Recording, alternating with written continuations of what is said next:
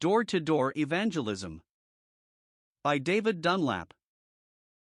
In 1960, D. James Kennedy graduated from seminary and began preaching at the Coral Ridge Church in Fort Lauderdale, Florida. After just 8 months of ministry there, the congregation dwindled from 45 to 17 believers. Although he was very discouraged about what was happening, he would not give up. He realized the problem was that he lacked courage to confront unbelievers with the truth of the gospel. To his surprise, he was invited to Decatur, Georgia to conduct a gospel campaign for 10 days. He preached each evening, but during the mornings and afternoons, he received training and visited homes, presenting the gospel door to door. Those experiences at the doorways of the unsaved would transform his ministry completely. After the evangelistic campaign, he returned to the Coral Ridge Church, where he implemented the principles he had learned in Georgia. He called these principles Evangelism Explosion. By presenting unsaved men and women with the claims of the gospel on their doorsteps, the Coral Ridge Church grew from 17 individuals to over 2,000 in 9 years. These simple door-to-door evangelistic principles would be the means of winning thousands to Christ in the United States and in 93 other lands throughout the world. 1. Door-to-door evangelism answers its critics. Door-to-door evangelism is one of the few ways that each family in a city can be reached with the gospel. The Lord has effectively used this method throughout the history of the church, from the time of the early church, Acts 20 verse 20, to the modern day. Today, church leaders are calling for renewed efforts in teaching and training Christians how to use door-to-door evangelism, proving the timelessness of this evangelistic method. In a study of the fastest-growing 576 Southern Baptist churches in the U.S., Southern Baptist researcher Dr. Thomas Rainer concluded that traditional door-to-door evangelism was still a very useful evangelistic method. In the churches surveyed, 50.2% of these churches ranked weekly door-to-door evangelism as one of their most effective evangelistic tools. Bill Hohenstreet, of Post Falls Baptist Church in Post Falls, Idaho states that door-to-door visitation was critical to their evangelistic outreach. He explained that their primary outreach efforts were door-to-door, cold call visitation, and Tuesday evening visitation using a prospect list. This church of 200 saw 48 individuals come to faith in Jesus Christ and baptized in 1996. Churches that rated door-to-door evangelism highly did not believe that it was any less effective or resistance to visits was any greater than in years past. 2. Churches throughout the United States are beginning to find that consistent evangelistic visitation, when followed up with literature, Bible study, and hospitality, are effective means in winning the lost to Christ. Nevertheless, door-to-door evangelism is not without its critics. Since 1973, church growth experts have unwisely labeled this method as old-fashioned and ineffective in modern society. However, recent studies have challenged the validity of these widely held convictions of church growth researchers.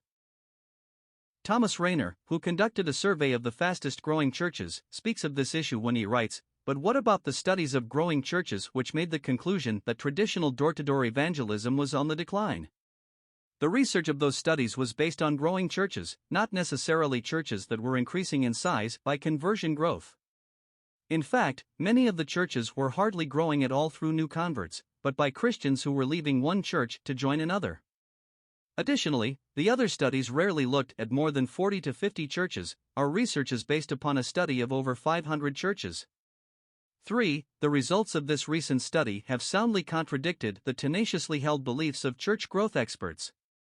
This fact has caused concern among many church leaders, and has led them to re-examine their evangelistic methods. Many are beginning to see that traditional methods are indeed biblical, important, and effective means for producing conversion growth in churches. Door-to-door evangelism works. Evangelism is not a special activity for special people at special times. It is the normal activity of all Christians as the Lord gives opportunity. A church's evangelistic effort should be a blend of youth and children's ministries, evangelistic Bible studies, prayer, regular gospel campaigns, and individual witnessing. But church leaders are coming to the conclusion that door-to-door evangelism is an essential if a church is serious about contacting an entire community for Christ. Some churches have been content to arrange a series of meetings for the gospel and to send out newspaper announcements inviting the unsaved to attend. In many cases, the result has been the glorious salvation of souls. Yet prior to the gospel meetings, many in a community were never contacted about the meetings, they were never spoken to in person, and an announcement was never personally delivered after a brief presentation of the gospel. Some of the most effective evangelistic organizations have used door-to-door visitation in presenting the gospel. The Billy Graham Evangelistic Association, since its inception, has placed a high premium on the need for door-to-door visitation prior to the nightly preaching of the gospel. The Billy Graham team in each of its gospel crusades mobilizes thousands of workers to contact the unsaved door-to-door. In October 1998 in Tampa, Florida, the Billy Graham Crusade team organized 3,000 workers from 100 churches to visit 300,000 homes over a 3-day period 1 week prior to the crusade. The Tampa Crusade chairman Peter Lowe said, "The promotional campaign is important, but we think this personalized approach is the most effective of all." 4. There is a great need not only to invite the unsaved to hear the gospel, but to take the gospel to the unsaved.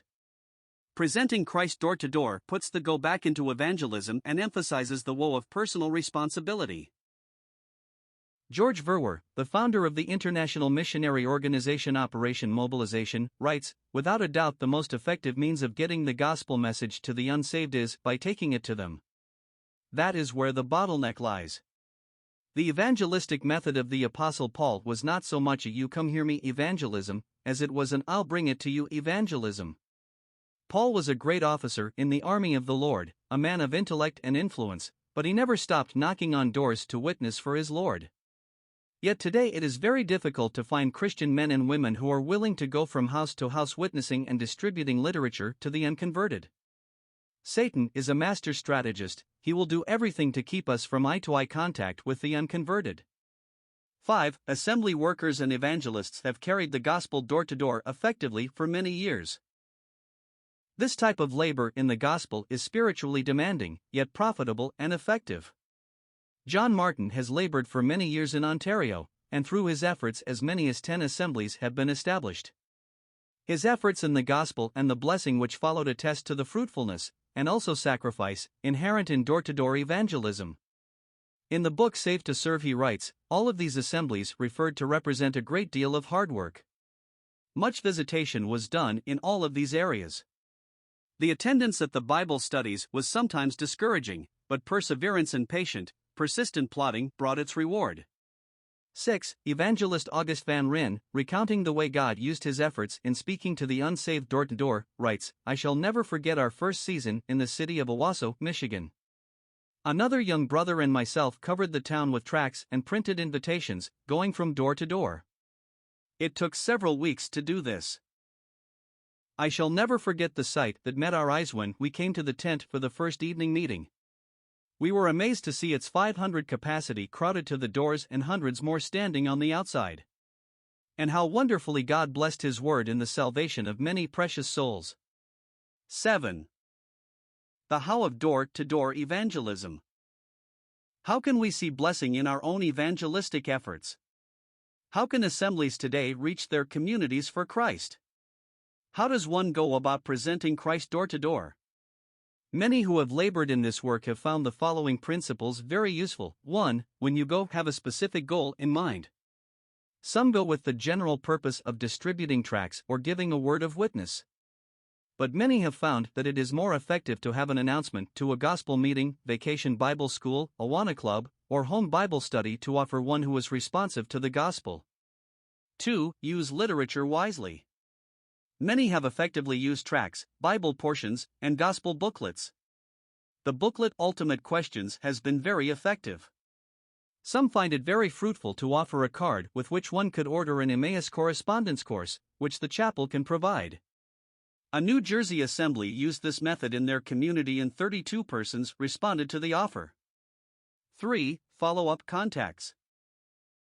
Many opportunities have been lost due to a failure to follow up effectively. Those who show interest should be revisited and offered suitable literature, such as a book, cassette tape of a gospel message, or a fitting Emmaus course. Contacts should receive a follow-up phone call and an invitation to a home Bible study or to a one-to-one study. A lunch or dinner invitation should be extended, as many have come to Christ over the dinner table. 4. Read helpful books concerning door-to-door evangelism. Two of the most helpful are the ABCs of Door-to-Door Visitation by Ron Smith, STL Books, P.O. Box 28, Waynesboro, Georgia, and Evangelism Explosion by D. James Kennedy, Tyndall House Publishers, Wheaton, Illinois. 5. Organize a gospel team in your area. Gospel teams laboring for Christ in tract distribution, open-air preaching, and door-to-door evangelism have been used very effectively. These teams have covered cities such as Little Rock, AK, or smaller communities such as Key West, Florida and Citrus Park, Florida. These efforts can be limited to a Saturday, a weekend, or an entire week. The training in the gospel, witnessing for Christ, laboring in prayer, the joy of souls saved is a life-transforming experience. After a weekend outreach in Florida, a worker wrote, "The outreach was such a blessing to me and I will never forget it. The times of prayer and the fellowship together were fantastic. I wish we could do this more often." May God mightily use all your efforts in the gospel to reach the lost, spiritually transform the saints, and most importantly, to bring glory to the Lord Jesus Christ. Endnotes. 1. D. James Kennedy, Evangelism Explosion, Wheaton, Illinois, Tyndall House Publishers, 1977, page 6. 2. Thomas Rainer, Effective Evangelistic Churches, Nashville, Tennessee, Broadman, 1996, page 20. 3. Thomas Rainer, Effective Evangelistic Churches, Nashville, Tennessee, Broadman, 1996, page 19, 41. 4. Crusaders Race Profile, Tampa Tribune, October 17, 1998.